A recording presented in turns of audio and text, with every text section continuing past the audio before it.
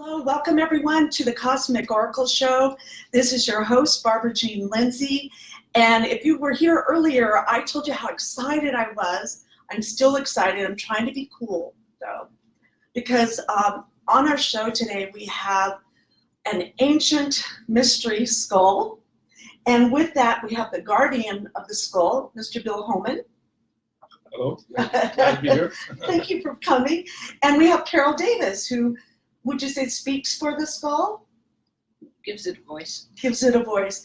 And Carole is going to stay off camera because she is amazing. And she works a lot with private investigators and that sort of thing. And so it's important for the work that she continued to do to not be seen. And so we're going to honor that this evening.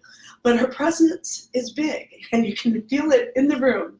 And so we want to bring this to you in your comfort and joy. And we're going to ask some questions about this, the most world famous crystal skull. So Bill, could you tell us a little bit about the story? We have an hour to do this, so I know we want to get a lot done. Sure. So, you want to know the story of how it was found or who found it? Okay. Yeah, whatever you think's important. Well, this is the Mitchell-Hedges crystal skull, and named after the person that found it, F.A. Mitchell-Hedges. And he was a British adventurer, fisherman, etc., author.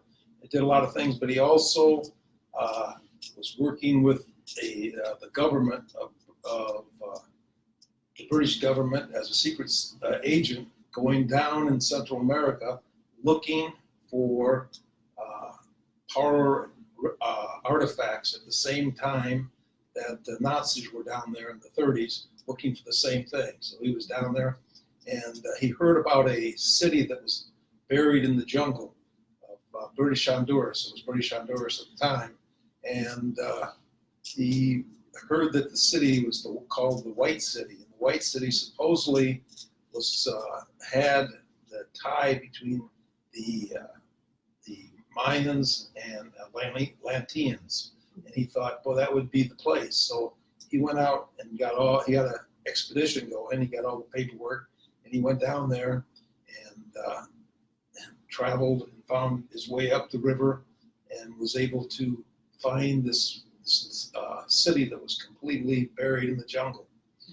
And over the next 3 or 4 years of burning and cutting, they opened up this 7 pyramids, ball courts, all thing, city in the jungle. But it wasn't the city he was looking for. He found a city called Lubantun. And on the grounds, the largest pyramid, the rocks had moved because of trees and growth and everything, and it was very dangerous, and the kids were told never to go on it. But they was also told that if you got to the top, you could see all the way to the ocean. And his adopted daughter Anna was an adventurer too. Mm-hmm. She was always getting into trouble, and she heard, oh, I want to see the ocean. So in the high noon of the day when it's real hot, everybody took a siesta back then, and she and a couple of the Mayans snuck to the top of this real tall pyramid looking to see the ocean. And as they're watching out there looking for the ocean, the sun, which was behind the clouds, came out, and the sun went down through the rocks because the rocks had moved a little bit, and through the rocks there was a bright light inside. She'd run down real fast and tell her father there's something inside there, and she was in big trouble, but he thought there must be something there. So the next day he had all the men out, and they started to slowly open a hole, because if they opened it too fast, it would all collapse. And they had to be very careful.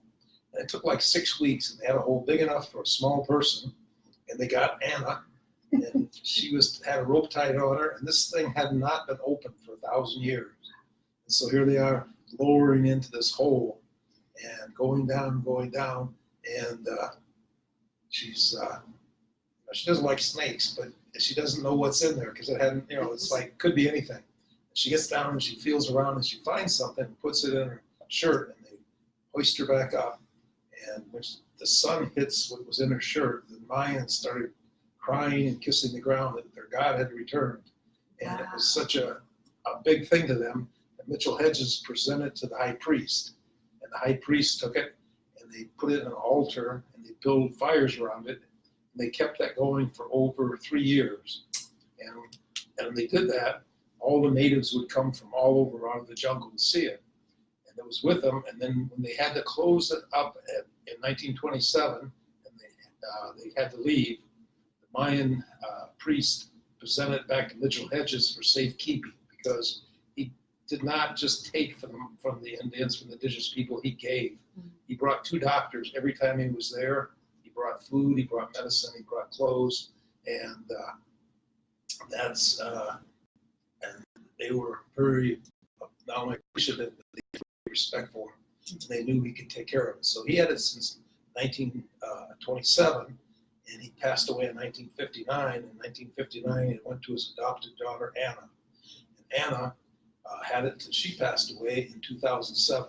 So she went down and found it on January 1st, 1924, which was her birthday. Oh my goodness. And then she passed it to me on April 11th, 2007, which happened to be my birthday. Oh. Now, that's strange. Yeah, that's really strange. But there's a lot of strange things around the skull, you know. But what it is Anna and I became friends in the late 70s.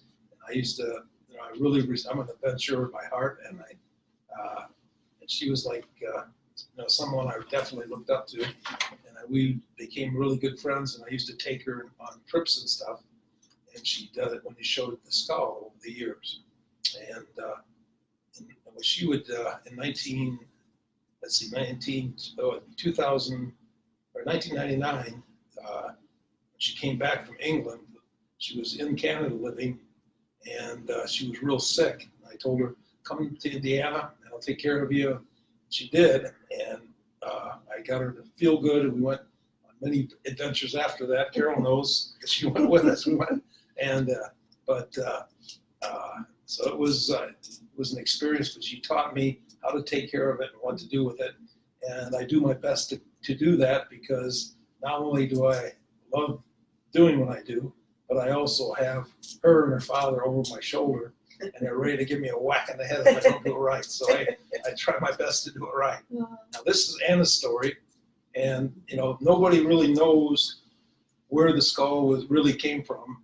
And I'll put that out there too, because it's very mysterious. And to say it came from here or did this is the story, the way I was told it by Anna Mitchell-Hedges. And I go along with what she says, but it's a very mysterious thing. And the fact is, it's made against the grain. And being made against the grain, if you used a rotary tool cutter on it, any kind, diamond or whatever, it would not be here, because you can't cut or carve a crystal with rotary tool that's made against the grain, because it would shatter.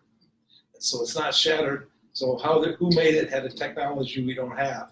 Inside the skull they have perfect lenses and prisms built into it.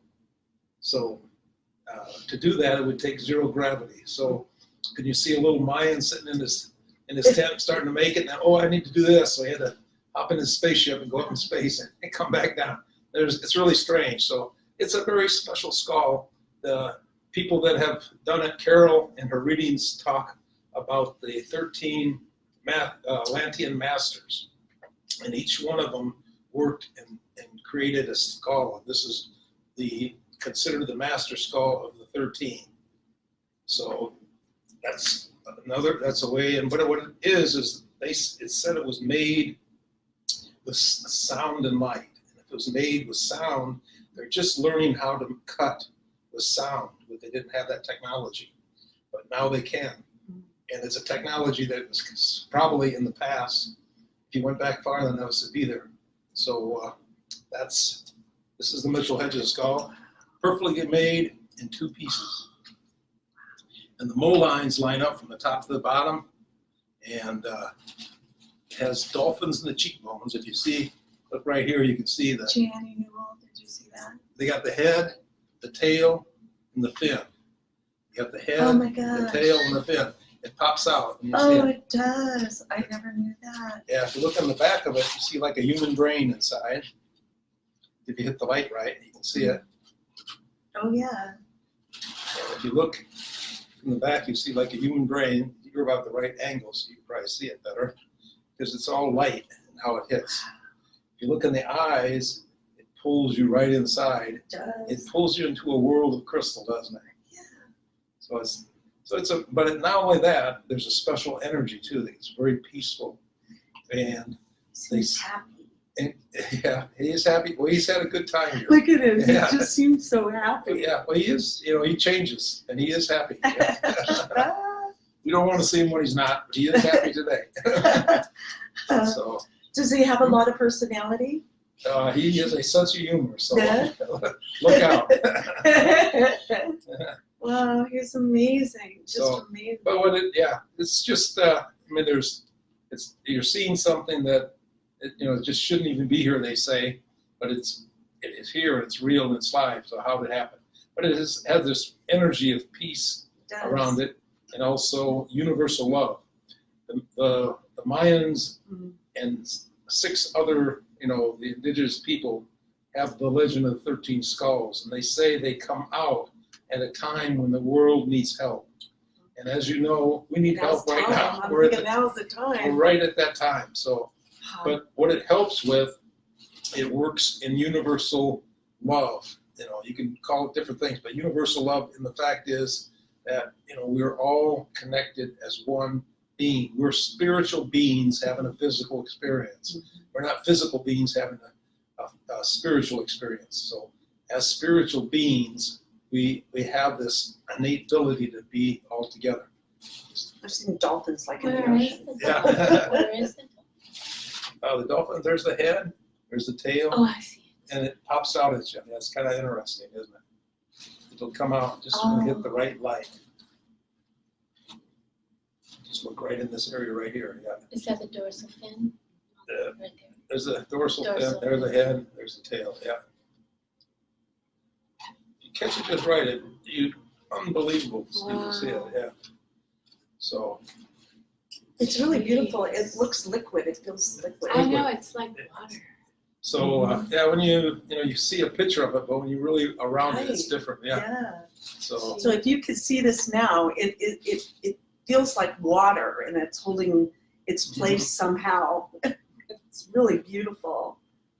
It's very clear. It's not like the one that you have is a little Mm-hmm. yeah, it was. smoky This area, is- but this is It's a very special. Clear. Yeah. It's different. The whole energy is very different than Well, mine. everyone has a different energy, but Yeah. all the skulls I think are important, and this one has got a special job to do. So Yeah. each one's a little different. Yeah. He talks. I can see him. He likes to talk. So Yeah. yeah, that's what I'm seeing. He's like a talker. So he says, "Would you please get on the show on the road?" Oh, okay, I'll be quiet. No. I thought I had to talk for him. Carol's gonna tell what he says. Okay, Carol. So yeah, thank you so much. Yeah, so that's how, and a little bit of the history of it. Yeah. And so you've had it for how long? Well, I've had it for 11 years now, but yeah. And so it's staying with you. What's that? Real briefly, what's that like to live Well, with you know it? what? There's a great responsibility, Mhm. but it makes your life very interesting. You meet If I cool were- people, right? Yeah, Interesting people. interesting people. Well, and the travel and different things I've done in the last 11 years. That's some stories. Yeah. Some really good stories. Yeah. Okay, well, maybe we'll get to a good story at the end. Oh, whatever. Yeah, I'm always ready. Okay. Carol has some really good stories. I can't wait to have you, Carol. And how do you start? So when you started to read the skull, did it just jump into you, or did it say hello, or how did that come down? In about 1979, I had been working with a law enforcement people, and on a homicide case, and the officer in charge of the homicide case were friends of some people that I knew, and they said, well, if you want to solve this case, we can help you.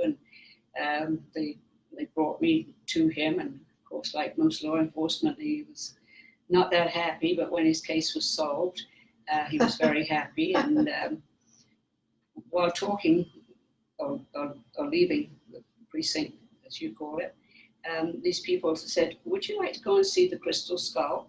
And my background was medical, and I said, oh, no, thank you. I thought, how macabre to have a skull and it's made of crystal. I couldn't. I said, no, it's quite all right, no thanks.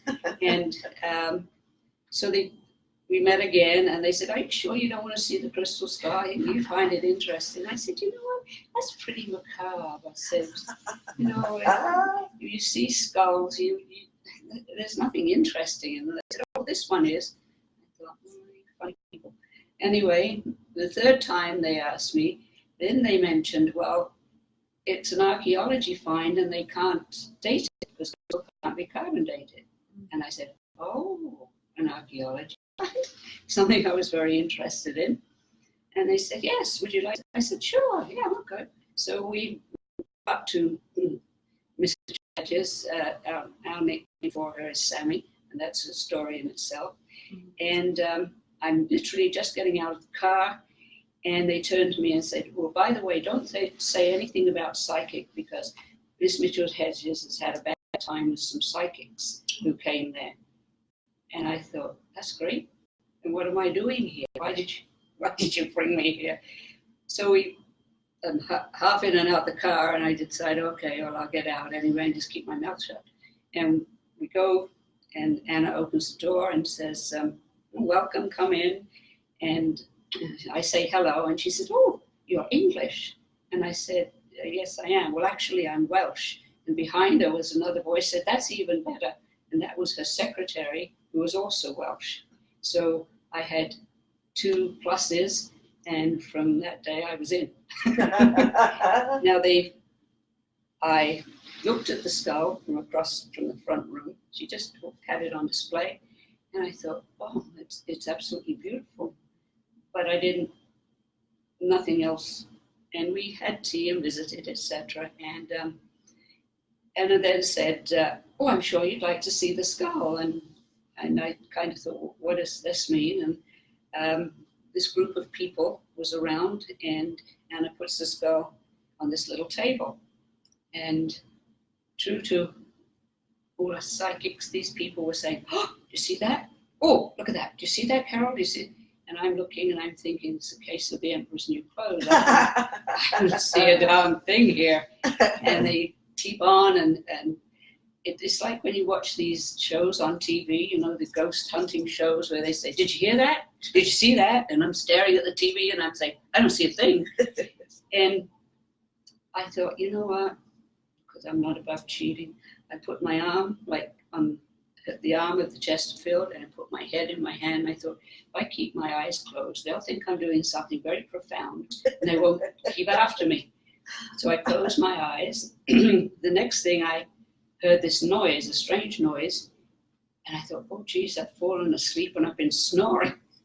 And they say, that was fantastic, wasn't it? And, yes, that's fantastic. And I said, yes, it was. And they look at me and said, did you hear that? I said, yes. Well, hear what? They clicked on a tape recorder, and for 2 hours, several tapes, there's this voice pouring out all the information about the skull. And I said, who's that? And they said, it's you. I said, no, it isn't. That's not my voice. It doesn't use the same diction. It just was not me. And they said, yeah, it was you. It was you. And I'm a kind of in charge person. And I thought, I'm out of here.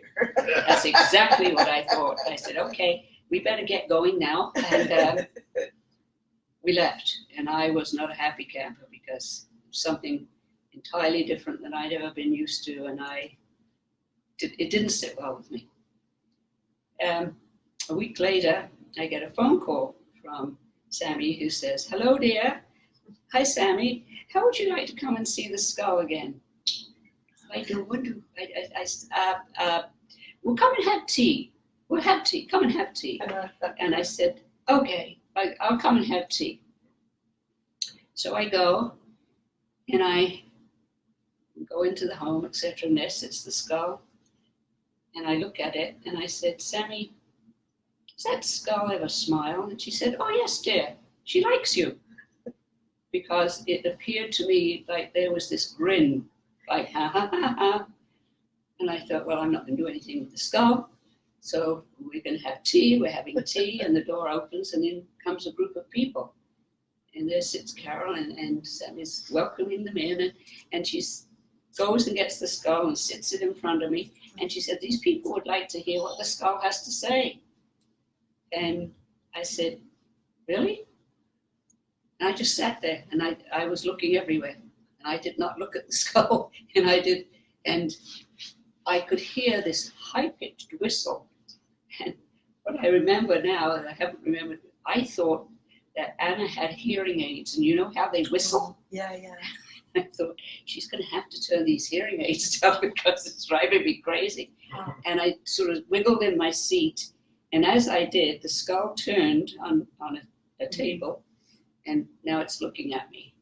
And I thought, well, I'm just going to close my eyes because I couldn't stand the hypnotic effect of it.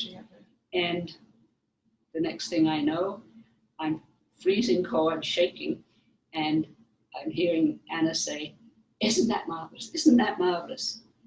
And I thought to myself, oh no, not again. And the people were totally thrilled. I was quite uncomfortable, and I didn't even know these people. And I said, afterwards, I said, Sammy, I can't come up anymore unless you put the skull away. Why did? She says, it likes you, it likes you. And again, about a week later, Sammy invites me for tea. That's always trouble now, right? And, The first time.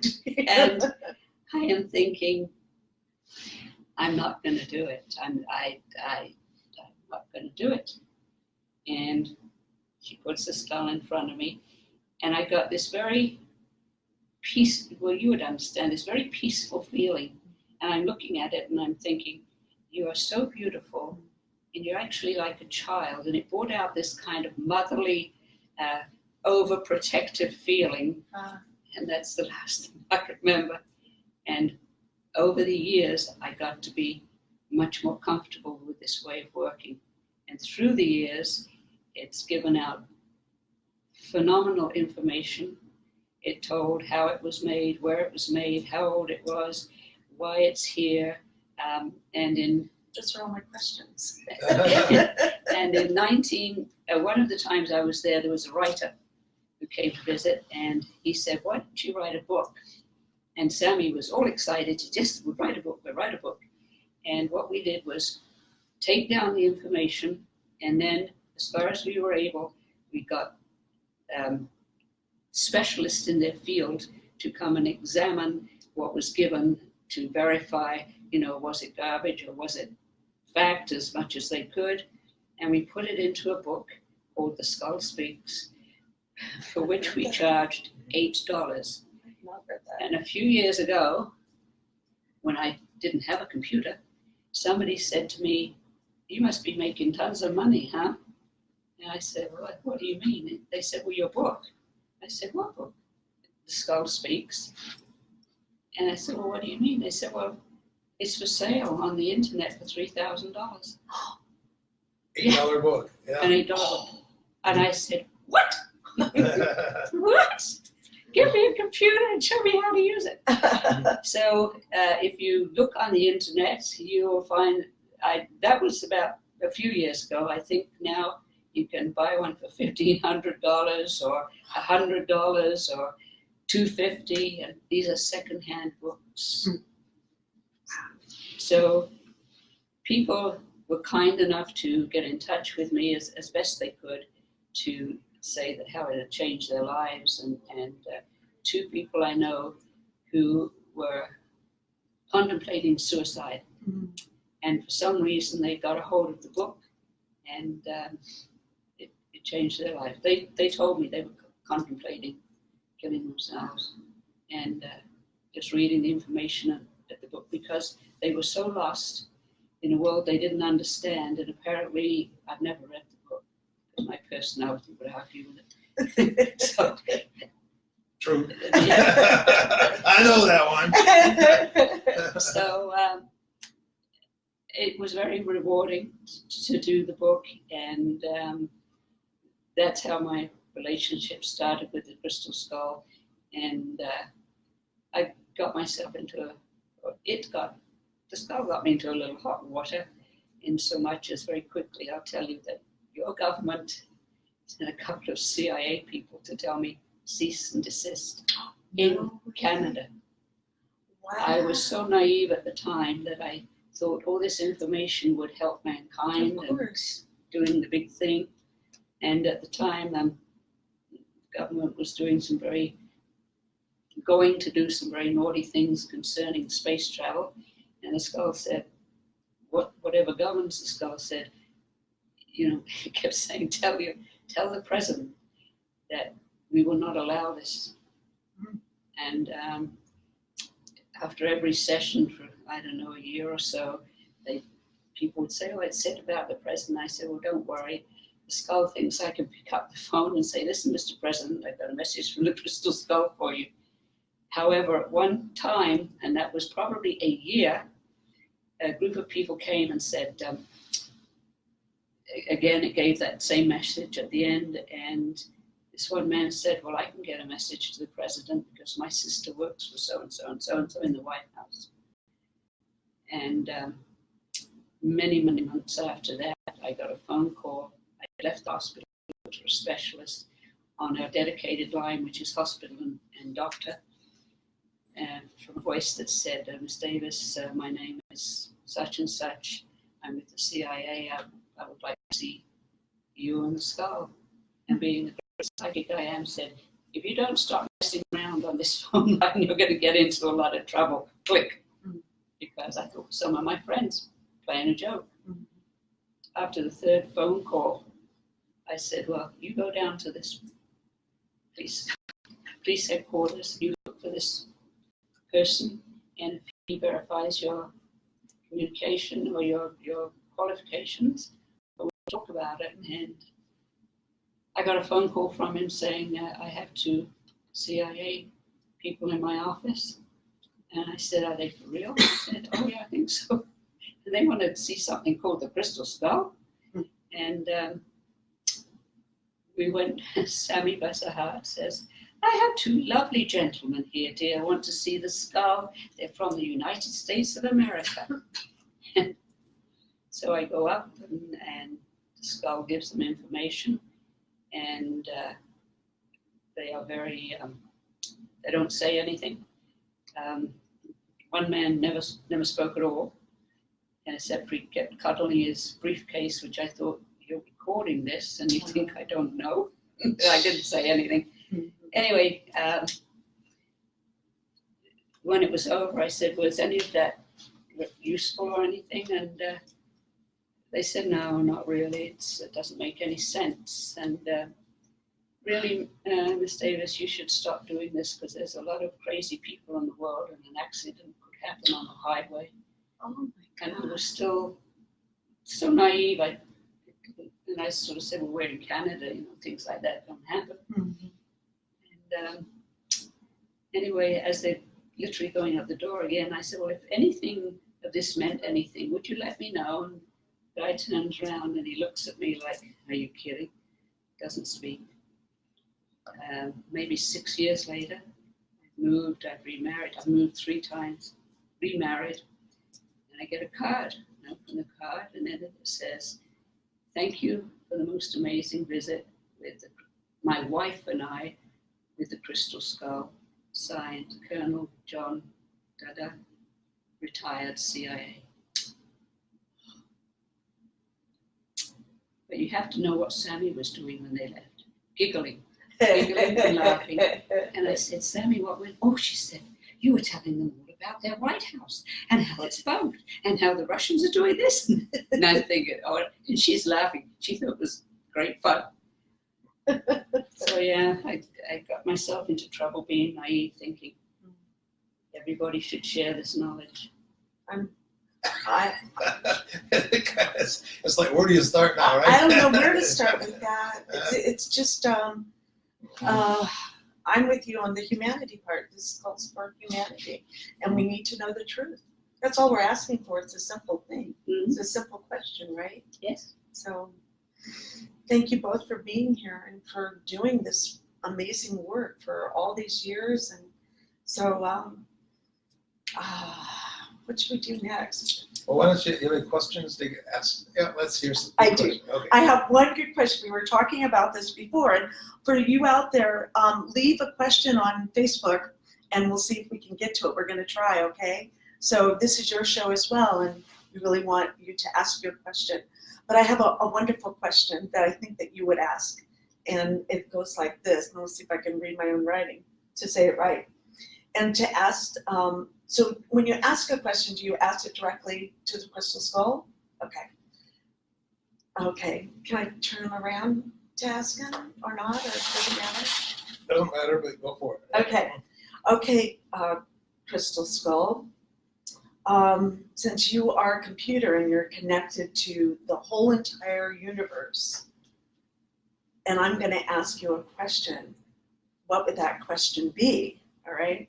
So my question to you is, how can we best help humanity? How can we serve humanity to lift us up and make this a peaceful planet? See here.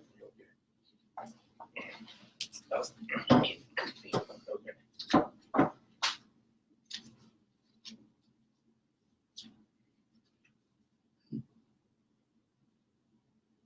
First, you have to understand that one of the basic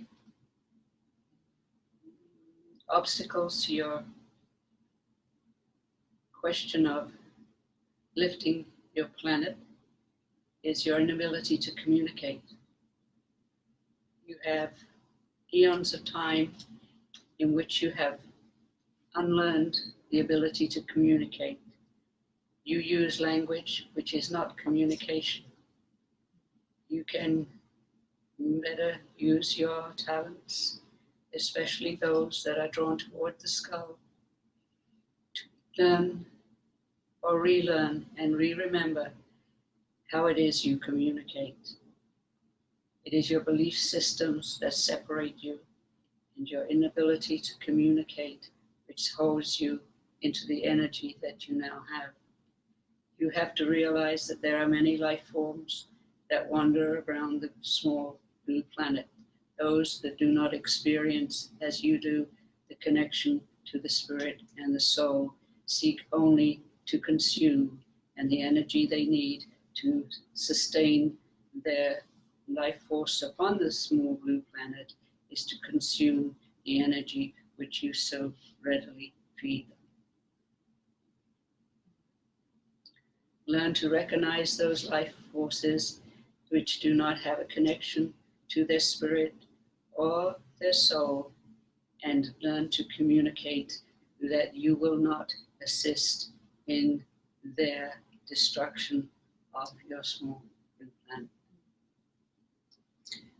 How can we best protect ourselves from being taken over? It feels like the planet's, it's been taken over for a while, but I think you get my drift question. To understand that those that would govern and hold you, they can only exist if you feed them the energy of your soul being. Therefore, you have a saying, do not feed those that would ravage you. If you understand that they have no connection to the soul and can only exist when you feed their energy source, then you must understand to draw back from those who would seek to govern and destroy. It is not the need to destroy, it is the need to sustain their short existence upon your planet that they need energy. Do not entertain them.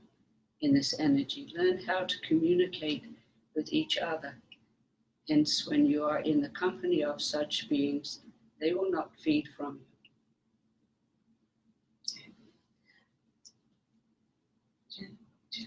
Did you have a question, Jen? No. Okay. All right. So I'll just keep asking questions? Sure. Okay, or if there's something that you feel that you want to ask Yeah, okay. or add. Well, going along with what she said, it's an important thing that Skull brought out. And the fact is that,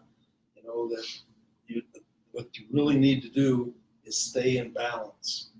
And so much things in this world is to take you out of balance. Like, if let's say you're driving down the road in the morning, you have your coffee and you're having a good feeling, drinking your coffee, and you're going to work, and somebody cuts you off, and you yell at them and they yell at you, and make some good hand gestures and everything to each other.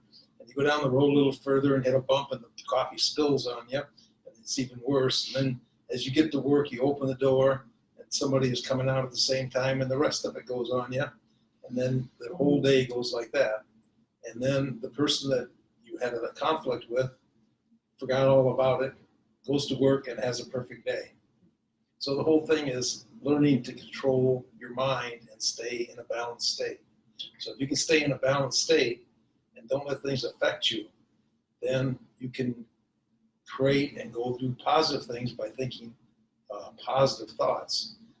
What you think is what you are. So if you think good thoughts, you get good things. So if you have a choice between having good things in your life or bad, what would you rather have? Yeah, it's easy to say, but why don't we do it? Okay, and there's things like the news media and all this stuff. You hear all this bad stuff, and it throws you out of balance. And if you're out of balance, then you're at the mercy of that negative force. If you can stay in balance and think positive, no matter what, just relax and go through it. Your day goes better, your life goes better, and you can get in balance with what you're supposed to be doing here. Everybody thinks, what am I here for? What's my purpose? What's my purpose? It seems like such a big thing, but it's nothing big at all. Your purpose is to find out what you love and go after it. If you go after what you love, it will put you on the right path of who you are and what you are. That is the best you can be in this world. So that's what the skull's about, and that's what it says. So simple, easy stuff, but it's not, it takes a while. It takes a while to do it, but it's so important to learn to control your mind and think positive. Let's say something happened when you were a child too, okay? And you think about it every day.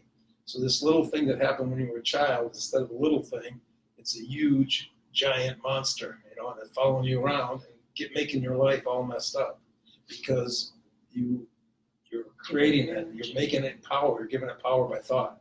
So if you can stop thinking about it, it'll shrink down to where it should be. And if you think positive, all these positive things that are little will get bigger and bigger and bigger, and you'll be able to slide right into something good. Nothing wrong with it at all. Just follow your joy. That's the secret right there. I love that. I just thought of a question while we were talking. Okay. Today I do the Cosmic Cafes, and it's a place where people can come and tell their stories, their extraordinary stories of being, talking with extraterrestrials or interdimensional beings or other types of beings. And today we had some of the people there that were being paralyzed in the middle of the night and kind of taken against their will. And I wondered if you could talk to that. How can we stop that? Oh, basically though, it may not be against their will because before they were born, they made certain pacts on this life. And, we are entities more, and we are spiritual beings more than physical beings. And so we made certain pacts, the things that, what we're going to do and what we're not going to do. And if we allow something, there's probably some kind of a reason for it. We just have that fear. Fear is our enemy on things. Yeah. So I can't really say everyone's different. That's just one thing you should look at. So I think I'll let Carole answer that one. there was just so much fear, more fear than More, the fear is what does it, yeah. yeah, and we were talking about ways to help them heal themselves from that fear because the fear gets such a grip on them.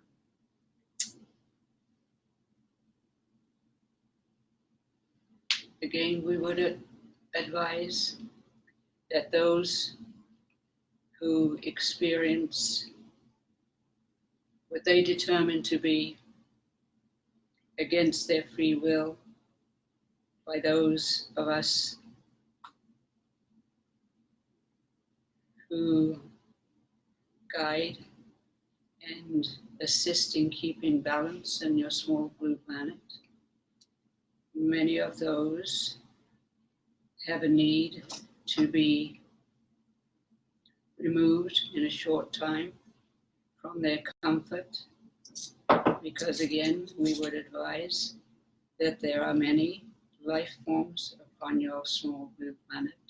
If we see that these life forms in their misunderstanding would cause great harm and imbalance, then there are times when they would be lifted from their comfort for your protection. There are also those whose mind is not in wholesome balance, who believe that they are being used by a force which you term extraterrestrial, when in fact it is their own mind and the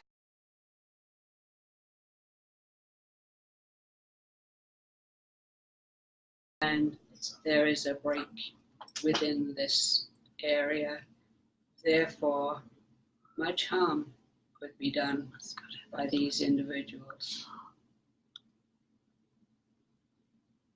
It's just it's reconnecting.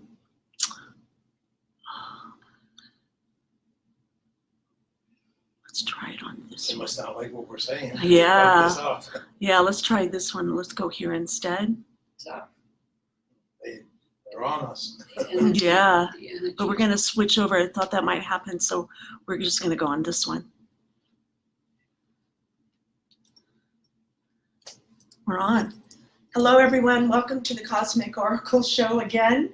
We're here this evening with the crystal skull, the Mitchell-Hedges crystal skull, an ancient, amazing crystal skull. Should feel the energy in the room here, and the beauty of the skull is you have to just experience it. And we're doing that at Contact in the Desert today and tomorrow.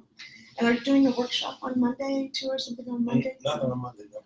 They have been working so hard having people come and be a part of this. And we were on the Cosmic Oracle Show, so we just looped over to the Barbara Jean Lindsey Facebook page, and I'll put these together and we'll have one big film of it at the end, is what we're going to do. But we were just talking about, well, let me introduce everyone again if you're first tuning in. This is Bill Homann. He's the guardian of the Mitchell-Hedges crystal skull. And this is our beautiful Carole Davis. Oh my gosh, Carole Davis. I always want to say another name, Carole Davis. And she speaks for the crystal skull. And so we're going to just kind of continue this communication we've been having about the background of the crystal skull. You can rewatch this later. But we're talking about the questions of protection for the people with their visitations and their relationship with beings other than human beings. And we just received a message from the crystal skull. I'll kind of play it back a little, I guess, is that it's about your relationship with yourself, and mainly that. Then if you're having some difficulty with other beings that are hurting you or scaring you, what's your relationship with fear? And so if you can work with your relationship with fear and move that away and stay more balanced and positive within yourself, you have the power to move out anything that's trying to hurt or harm you, in other words. Did I say, do you want to add to that? Or? Go for it. Yeah, that's good. Yeah.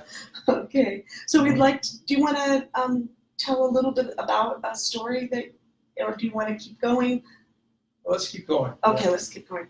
So if you have a question for the Mitchell-Hedges Crystal Skull, you can write it in the chat right there. Oh, I think we have one. I'm gonna do this whole school. Oh, what's tonight's topic? Well, it's a crystal skull. So let's see, the other question I wanted to ask is that what are the, so with the crystal Mitchell-Hedges skull, with this, now I'm just getting looped out. I'm going to loop back in here because it just popped me right out, the energy. So I'm going to just reground. And the question that I wanted to ask is it's about our humanness. It's about being a human. What's a human like on Earth? What were we used to be? Are we replicas of replicas? Or where was our original human concept, or humanness, our human beingness, that first divine spark? Where did that come from and when?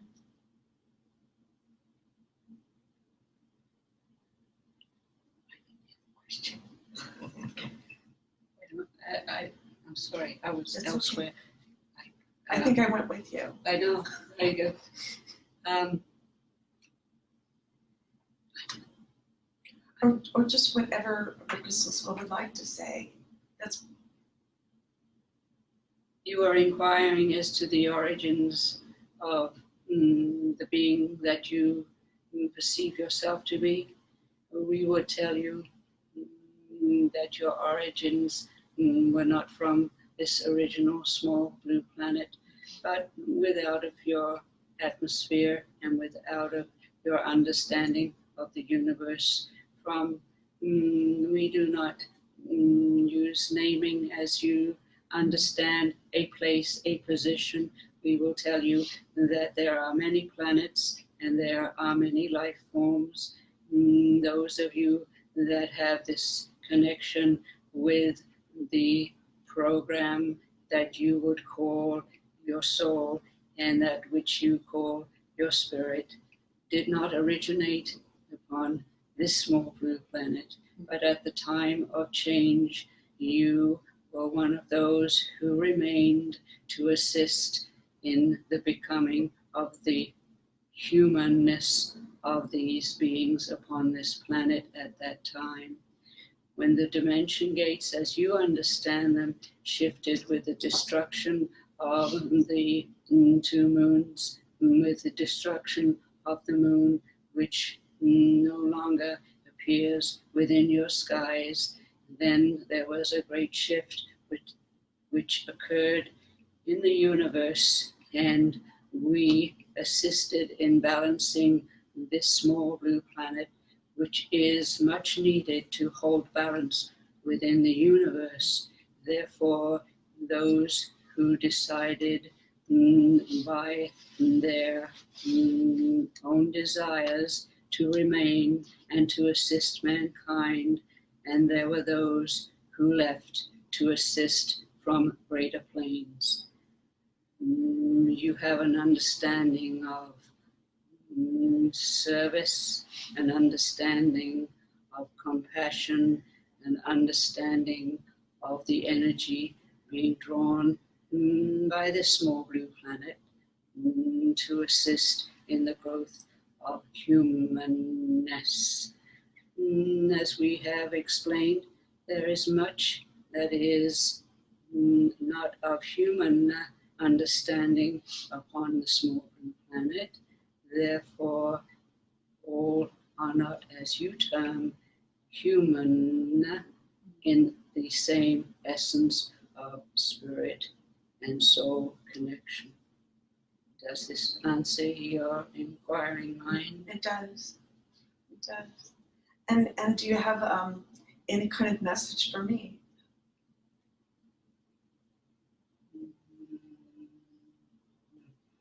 The soul is seeking for its own sense of being, for its own healing, for its own understanding and balance. This soul has a position in which there are many that pull upon that which you would call the compassion of this one.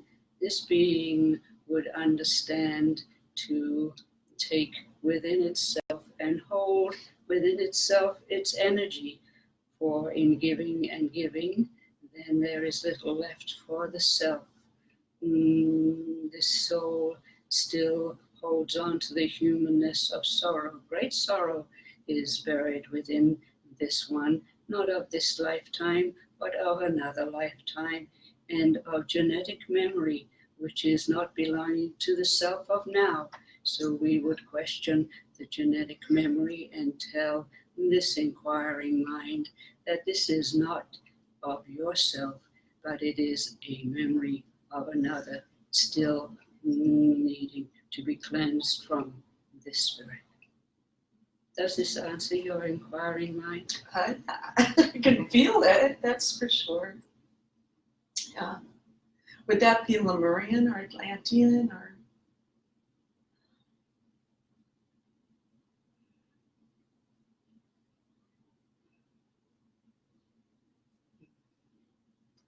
We would offer you that in your understanding and in your inability of communication, you need that of name, identification, name. We do not, and we did not program within this receptacle of mind that which is known of the naming of place and the naming of time, for there is not an existence of this in our understanding. However, you have been upon this small blue planet for many eons of time, place in which we are not familiar by the naming you have attributed to such place. We would again affirm for you that this which you term Atlantis is not a piece of your geography. It is a state of mind, for many masters walked upon many places on the small blue planet to offer their teaching and their understanding, and thus you would have walked in many places upon this small blue planet. However, the fears that you have hold you now in one place. We would advise this inquiring mind to release those fears, for they are not of your understanding. You have to understand fear is a program that you do not need to respond to. Thank you so much. Thank you. I wasn't expecting that.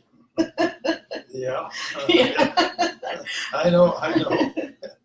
You would want to talk about it? Well, I would like to ask about the two moons and how they were, one of them was destroyed, what was the consequence of it, and what was living on that moon when it was destroyed. The destruction of the moons that you understand was caused by imbalance between the two and the planet that you call your Earth, the small blue planet. There was the waves in which the energy was imbalanced, and we tried and we did not overcome this imbalance. Therefore, the moon, as you understand it, was destroyed by forces which we could not hold in balance. You ask, was there a life form upon this moon as you understand it? Yes, there was a life form, and there were many life forms, as there are on both of your moons, that when we understood we could not save and bring into balance the moon that was destroyed, many left to come to the blue planet.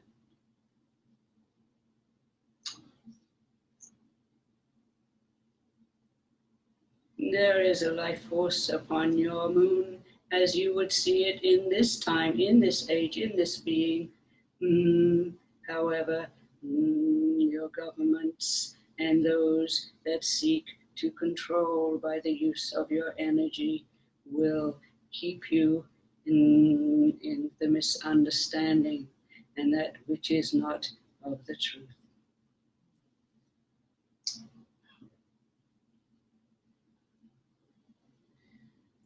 Is the moon that we have now hollow? Is there something living inside it? Are there life forms inside that have intelligence? There is much intelligence upon your moon structure as it is in this day, in this time, as your governing bodies found when they dispatched humans to that area of the moon, the single, the moon, which you understand now. You ask, is the moon? We do not, and we will search your mind, for we do not comprehend.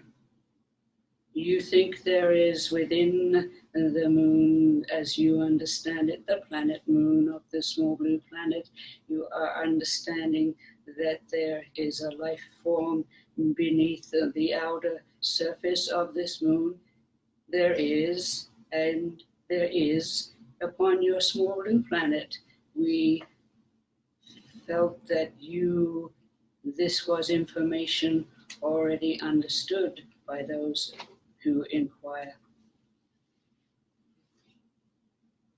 Is the life form that lives under the earth a highly advanced civilization? Are they highly technical? And is there more than one group of life forms living down there? What are they?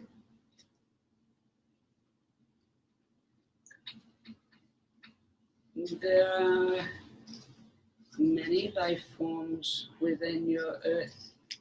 You ask, are they of intelligent nature? They have an understanding which is not of your understanding. However, we do not understanding. We will search your mind. You are asking, is this life form of more intelligence than that which you see at this time? We would give you that they are of equal understanding, and there are those that are of equal, as you would term, intelligence, and there are extraterrestrial, as you have named us,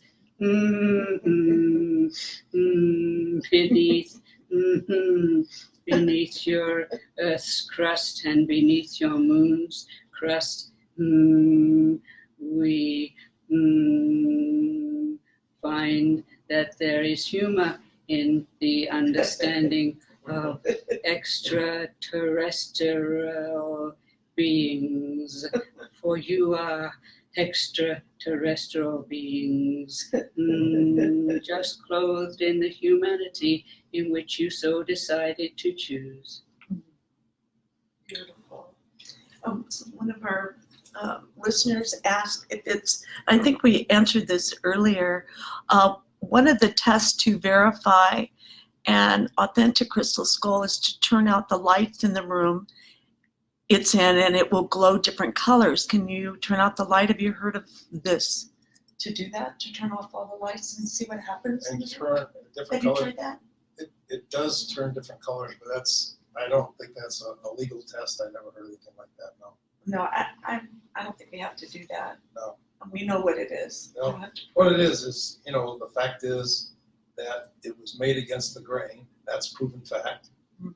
It would, any kind of a wheel that was used to try to cut it, it would destroy it because you can't have the vibration. It has prisms and lenses built inside of it, and that would take a technology of greater than ours to build that inside of it. So that's where we're at.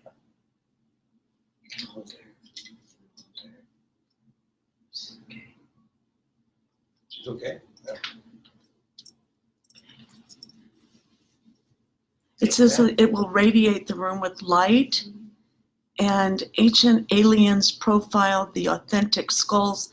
Is this one of the 13? And I think we talked about that. Yeah. Can you tell them real quickly that's the master skull? Okay, well, I mean, what was the question? It's one of is it one of the 13 skulls that? It is the master of the master skull, the number 1 of the 13. This one was created first from the master skull. This is the one of the 13s, and this was used to create the other 12. Yeah. Love it. Thank you. I think that's our one other question. I think that was it.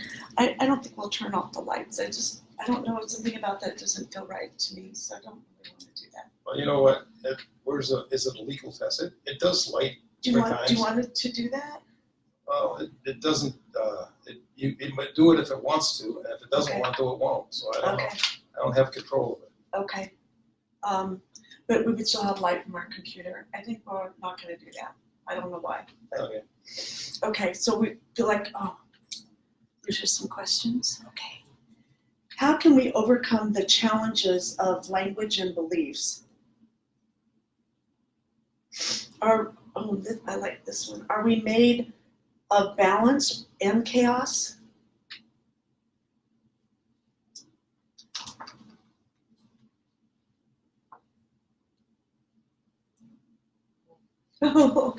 That's for you. Did you speak? Okay. Do you feel like doing some more, or are you complete for the evening? We want to respect your space. It's okay. All right. But So, I didn't hear. Didn't okay. hear the question. All right. The question, we're going to go with the last one. Are we made? Is that the one that you would like? The third one? Any of them are fine. Oh, any of them are fine. Okay. Okay, I'm going to go with the first one then. How can we overcome the challenges of language and beliefs that separate us?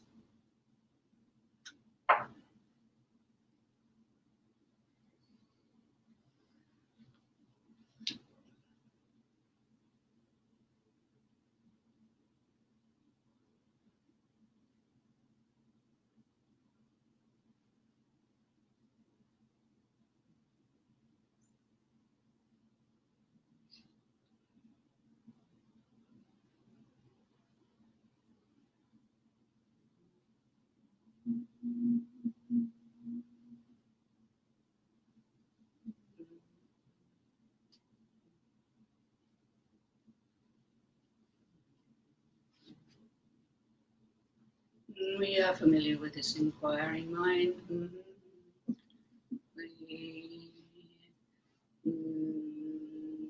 This inquiring mind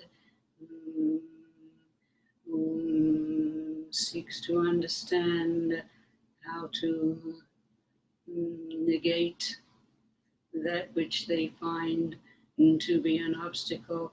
We would offer that communication is done without the use of language. How do you overcome which you perceive to be this difficulty when you were first upon this small blue planet, when you were a child, when you were a baby?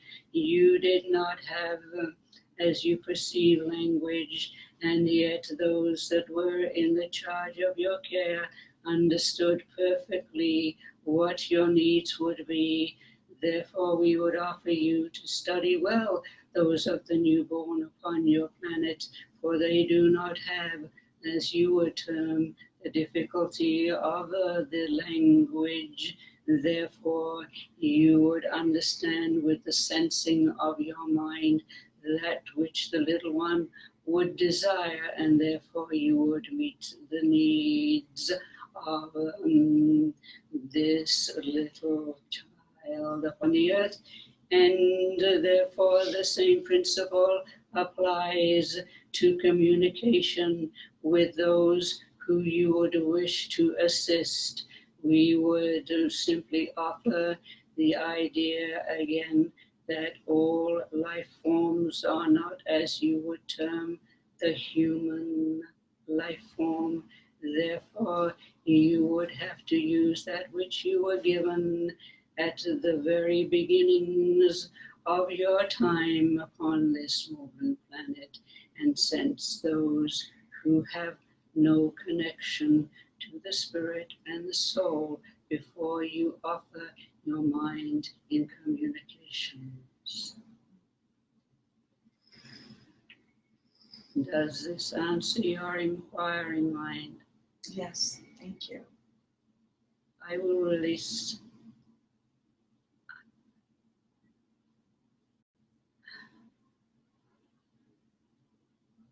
We will release this mind. We will release this mind. Or we find a disruption in the energy, therefore it would be a shock to the system of this mind. We will release it as there will be a disruption of the energy within this area. Please release this mind.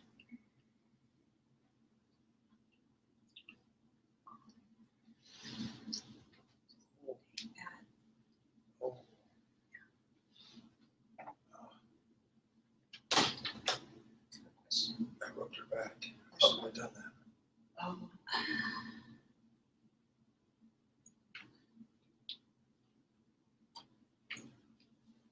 Are you okay, Carol? Huh? Can I touch you or not? Diane's getting you a blanket.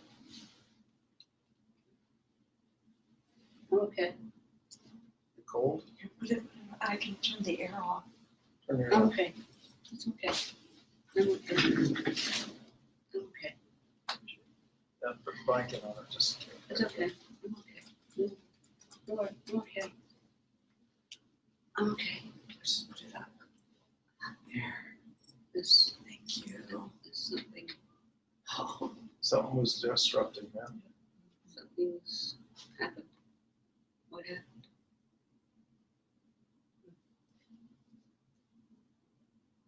Hasn't happened yet. It's gonna be a disruption here. oh, Did it say that? Yeah. Yeah. It's you're on the planet, or No. you're in this room? Mm-hmm. Okay.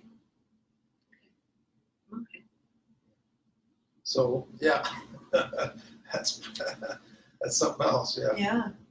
So, but thank you, Carol. You're, as Thank always, awesome. Yeah, thank you so much. Thank Oh, you. that's my privilege. I hope it made sense. It's It not did. really the way we work Definitely together, did. but it's okay. I'm okay. Do you feel complete? I think it was pretty complete, yeah. Okay. Yeah, there's a couple other questions I would ask her, but I think we're good to go right now. I think we are too. Yeah. I feel like that. Thank you so much for coming. Oh, my Both pleasure. of you. I feel like maybe I didn't ask the best questions for you, but I think we got some good answers. Didn't we? okay, we did. Yeah. We really did. So thanks again for coming, and I wish you the best for the next years to come, many Same years. to you. Yeah. Thank you. So, Thank you. Thank you, Carol, for coming. You're welcome. And being a part of this, and your assistants, your lovely, beautiful assistants. And thank you everyone for tuning in tonight, and we'll keep you posted, okay? Because they're in the family now, the Cosmic Oracle Show, we're a big family, and so we all take care of one another. So where we go together. Thank you. Good night, everyone. Thank you. Good night.